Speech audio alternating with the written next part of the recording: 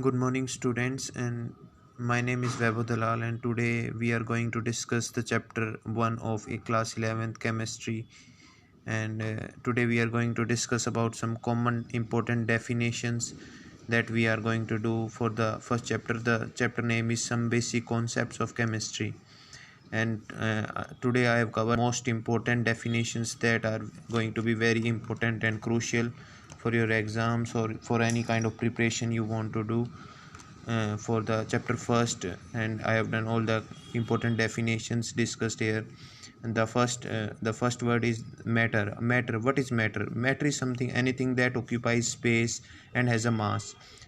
And so basically it means that anything which has a space, which occupies some space and has a mass, and have a mass like in grams or kilograms or any unit it may be. So it is referred to as a matter, and it can be a furniture, table, laptop, or any etc, or any external thing. So matter is something which occupies some space and has a definite mass. So basically anything that has a space and occupies some mass is referred to as a matter, and it can be a furniture, table, or a laptop, or any other kind of object which occupies some space and has a mass is referred to as element. Second definition I am going to cover here is elements. So what is elements? Element is a pure substance which consists of only one kind of pure substances, is generally referred to as an element. So basically element is a pure substance which consists of only one kind of pure substance in its construction. So basically it is referred to as an element. An element can be like sodium, lithium, magnesium, boron, or strontium, or antimony, or any external element. There are basically 108 or 111 or 12 elements present in the periodic table, we know that. So basically these are the elements. The pure substances which consist of only one kind of pure substance is generally referred to as an element. My third definition is a compound. A compound is a pure substance which can be decomposed into simpler substances by some suitable chemical methods is called a compound. A compound is a pure substance which can be decomposed into simpler substances by some suitable chemical methods. It is referred to as a compound. A compound is basically a pure substance which can be decomposed into simpler substances. So basically it is a bulk of, it is a formation combination of elements is referred to as a compound, and when we break them into simpler substances, then it is referred to as a compound, and it is basically broken down by the help of some chemical methods. That's why it is called a compound. And if it is broken down by the help of some physical methods, then it is referred to as a mixture. सो और mixture की अलग definition अगर हमें जाननी है तो हम जान सकते हैं कि a pure substance obtain after mixing up of two or more than two pure substances which are basically elements without any help of chemical reaction. So basically without any help of any chemical reaction means with the help of any physical methods are referred to as mixture. A mixture is basically combination of pure substances which is formed by mixing up of two or more than two pure substances without any help of any chemical reaction. और basically physically अगर हम उसको mix कर देते हैं और एक नया substance हम create करते हैं तो उसे हम mixture कहते हैं. And then so basically these are basically some common definitions that I have covered here. And then I am going to tell you about some laws of conservation which are very crucial. Laws of conservation जो हमारी chemistry में बहुत ज़्यादा important हमारे से पूछे जाते हैं एग्ज़ाम्स में भी और वैसे भी. So first one is loss of conservation of mass. So basically loss नहीं, it is written as law of conservation of mass. Conservation of mass क्या होता है? ड्यूरिंग एनी केमिकल रिएक्शन, कोई भी केमिकल रिएक्शन होती है तो total mass of remain same. Total mass हमारा सेम रहेगा on the both the reactant and the product side. So basically the total number of mass will remain same both on the reactant and on the product side. So it is the criteria for the law of conservation of mass. ये हमारा first law है, law of conservation का. ठीक है. So basically ये हमारा first law है जो मैंने अभी डिस्कस किया है, लॉ ऑफ कंजर्वेशन ऑफ मास की. हमारा मास जो है वो हमेशा सेम रहेगा बोथ रिएक्टेंट साइड भी और प्रोडक्ट साइड भी.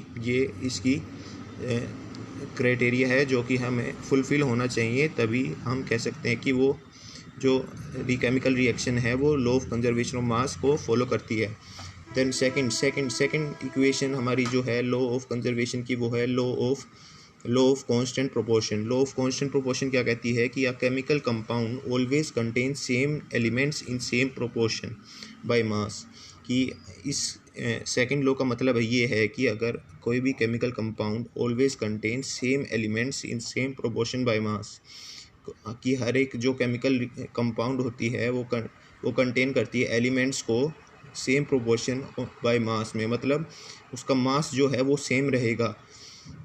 उस केमिकल कंपाउंड का जो हमने लिए हैं, उसमें जो एलिमेंट्स हमने लिए हैं उसका जो मास रहेगा वो हमेशा सेम रहेगा। ये उसकी जो है क्राइटेरिया, ये फुलफ़िल होना चाहिए, तभी हम कहेंगे कि जो सेकंड लॉ है वो फुलफ़िल हुआ है। So basically and then third question जो हमसे पूछा जाता है कि लॉ ऑफ मल्टीपल प्रोपोर्शन, ये हमारा थर्ड लॉ है। थर्ड लॉ जो है हमारा लॉ ऑफ मल्टीपल प्रोपोर्शन, ये कहता है कि when two elements are combined together, तो उससे क्या होता है, when two elements are combined together with each other to form when two elements are combined together to form two or more than two compounds, then the mass of one element that combine with the fixed mass of the other bears a simple whole number ratio of one another. This means that अगर हमने कोई भी दो chemical compound लिए हैं, तो अगर हम किसी भी एक का, अगर हम केमिकल कंपाउंड का मास अगर हम सेम रखते हैं तो दूसरे का भी सेम रहेगा, और अगर हम एक का अल्टर करेंगे तो उससे दूसरा भी अल्टर होगा। ये है इसका क्राइटेरिया जो कि फुलफ़िल होना चाहिए, तब हम कहेंगे कि third law of conservation of multiple proportion हमारा सेटिस्फाई होगा। ये इसका क्राइटेरिया है जो फुलफ़िल होना चाहिए, तभी हम कह सकते हैं कि लॉ ऑफ मल्टीपल प्रोपोर्शन हमारा सेटिस्फाई हुआ है। तो ये तीन लॉज हमने पढ़े अभी, कौन कौन से, law of conservation of mass, law of constant proportion और लॉ ऑफ मल्टीपल प्रोपोर्शन। ये तीन लॉज हैं जो फुलफ़िल होने चाहिए केमिस्ट्री के अंदर। और ये बेसिकली हमने डेफिनेशन अब तक देखी, जो आप देख सकते हो। हमने मैटर पढ़ा है, एलिमेंट्स पढ़े, कंपाउंड्स पढ़े, मिक्सचर पढ़े, लॉ ऑफ कांस्टेंट मास पर कंजर्वेशन ऑफ मास पढ़ा, कांस्टेंट प्रोपोर्शन पढ़ा, then law of multiple proportion पढ़ा हमने। Then we are going to discuss about Gay-Lussac's law. Gay-Lussac's law क्या होता है? When gases react, they do so in the volume which bears a simple whole number ratio to another and to volumes of products. If there are also gases provided, all volumes measure under same pressure and temperature. So basically Gay-Lussac's law क्या कहता है कि gases हमने लिए हैं किसी भी volume में, कांस्टेंट वॉल्यूम में हमने गैसेज लिए हैं, ठीक है, तो उन सिंपल होल नंबर रेशियो में हमने लिए हैं गैसेज को, ठीक है। Constant volume simple whole number ratio में हमने वॉल्यूम में हमने गैसेस को लिया है और उनको रिएक्ट कराया है, ठीक है। तो उनको रिएक्ट कराएंगे तो प्रोडक्ट्स में भी वॉल्यूम्स और प्रोडक्ट्स में भी हमारी गैसेस जो हैं वो फॉर्म होंगी। उसी प्रकार से ये इसमें इसका क्राइटेरिया है कि प्रेशर और टेम्परेचर हमारा क्या रहना चाहिए, कंडीशन सेम रहना चाहिए जब भी हम ये करेंगे क्राइटेरिया को फुलफ़िल। कि हमने एक गैस ली और दूसरी गैस को हमने क्या किया, मिक्स किया, और सिंपल होल नंबर के रेशियो में हमने ली दोनों गैसेस, पर दोनों गैसेस का क्राइटेरिया रहेगा कि प्रेशर और टेम्परेचर दोनों का सेम रहना चाहिए, और तभी हम कह सकते हैं कि Gay-Lussac's law हमारा फॉलो हुआ है। Then next definition we are going to discuss about is Avogadro's law. What is Avogadro's law? Equal volumes of all gases लेंगे हम contains equal number of molecules under similar conditions. Avogadro's law क्या कहता है कि अगर हमने equal number volume of all gases ली हैं, then contains equal number of molecules under similar conditions.